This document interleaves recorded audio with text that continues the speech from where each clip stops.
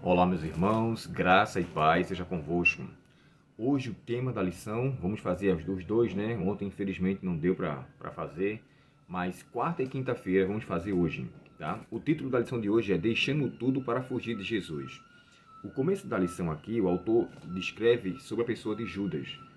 Irmãos, Judas, para você ter uma ideia, era um personagem que de todos os 12 discípulos de Jesus, ele se destacava no tocante a ser uma pessoa inteligente, um contabilista, é tanto que ele assume o cargo de ser tesoureiro do grupo. E diante daquela situação, Judas, lamentavelmente, ele sempre visava o benefício próprio, sempre ele visava algo particular. Jesus viu em Judas uma pessoa benéfica que ele se tornaria se ele se entregasse de fato totalmente ao senhorio do Senhor. Mas ele tinha em sua essência, em seu ser, em seu caráter, um problema seríssimo.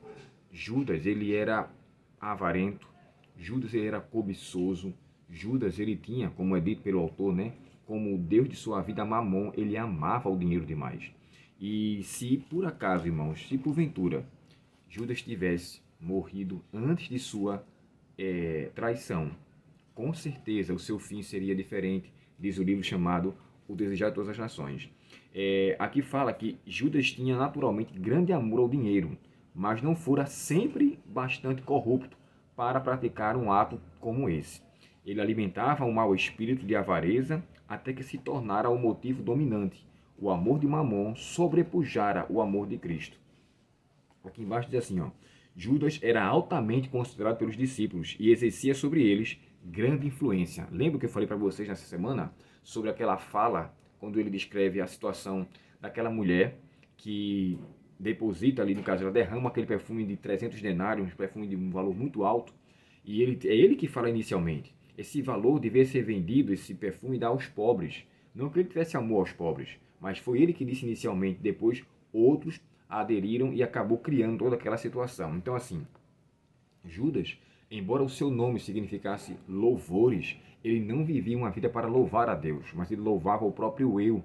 Judas, né, é o plural de Judá, o nome que quando foi dado a sua segunda esposa, a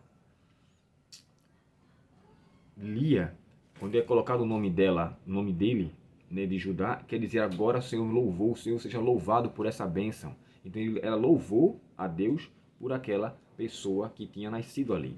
Então assim, Judas tinha o seu nome com esse significado, mas não vivia conforme. A Bíblia, Ellen White fala, irmãos, que Jesus amou Judas até o fim. Tudo que ele poderia fazer por Judas, ele fez. Judas não foi criado para ser o traidor. Ele não foi predestinado para ser um traidor.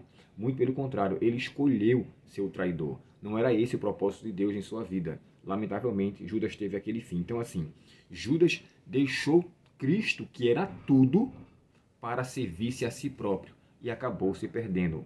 Embora o texto da lição falasse assim, deixando tudo para fugir de Jesus, é um texto que se encontra ali no verso 51 e 52, de um jovem que ele, diante daquela situação, da perseguição, a multidão quer pegá-lo, ele foge, a capa fica com as pessoas e ele foge nu. Quem seria então essa pessoa? O autor da lição aqui, ele descarta a possibilidade de ser João Marcos. Respeitando então a posição do autor, eu fui pesquisando John Gill, um antigo comentarista bíblico, ele descreve que talvez seria Tiago ou João. Já o Rodrigo Silva, né, o arqueólogo que nós temos aí conhecimento de que ele tem um largo conhecimento em relação a isso, ele citou aqui pelo menos três possibilidades. Ele falou que seria o jovem rico, não sei se o jovem rico estaria naquela situação, mas é uma possibilidade que ele descreve. O outro seria Lázaro. E por que Lázaro? Alguns acreditavam que Lázaro vivia com a sua vestimenta envolto em faixas e numa capa para lembrar da ressurreição. Embora isso possa ter uma certa conexão, uma certa lógica, mas não parece ser muito real. E ainda prosseguindo, ele chega a dar uma possibilidade final que seja de fato João Marcos. Ele acredita que tenha sido ele, porque o último momento de Jesus, os discípulos naquele momento, foi próximo, dentro da casa dele, que ficava ali próximo do jardim. Então, ele, o autor da lição, descarta essa possibilidade. Já o Rodrigo Silva fala que essa é uma das possibilidades, ou talvez a mais próxima dela. Mas enfim, independente de qual seja, o que a gente entende é que esse de fato fugiu de Jesus diante daquela situação da perseguição. Voltando aqui agora e adiantando aqui um pouco mais, a lição de quinta-feira, a pergunta é: quem é você? Quem é você? Foi a pergunta que foi feita para Pedro.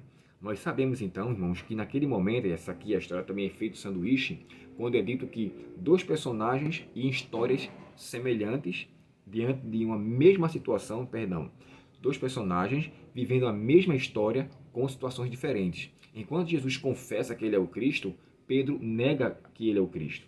Existia uma lei que nenhum sacerdote deveria rasgar sua roupa diante do templo. Caifás, quando faz aquilo, ele transgride um princípio. Isso está no livro de Levítico. Então, assim, aquele que ele rasgou com sentido de lamento, de ira, também foi algo que era proibido. Mas foi, de fato, aceito condenar alguém injustamente voltado-se com a mentira. Quando Jesus fala assim, eu sou e vocês verão, isso vai se confirmar, irmãos, o que está lá em Apocalipse 1, verso 7. E também o que está em Daniel capítulo 12, quando fala assim, muitos dos que dormem no pó da terra ressurgirão para a vergonha e desprezo eterno. Esses muitos é o mesmo que está em Apocalipse 1,7, quando fala que até o que os traspassaram. Então, os muitos de Daniel, que não são todos, como está escrito em João capítulo 5, verso 28, quando fala assim, eis que vem a hora em que todos que se acham no sepulcro ouvirão a sua voz e sairão.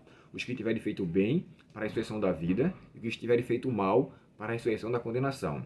Essa ressurreição ela é posterior a essa ressurreição de Daniel 12, como Apocalipse 1,7.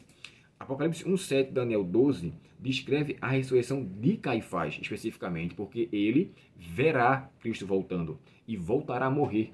Mas ele não terá o prazer de usufruir, quando Jesus fala assim, vocês verão o Filho do Homem assentado à direita do Pai. Isso deixou ele revoltado, porque essa era uma profecia para o Messias. E Jesus se mostrou quem ele era verdadeiramente.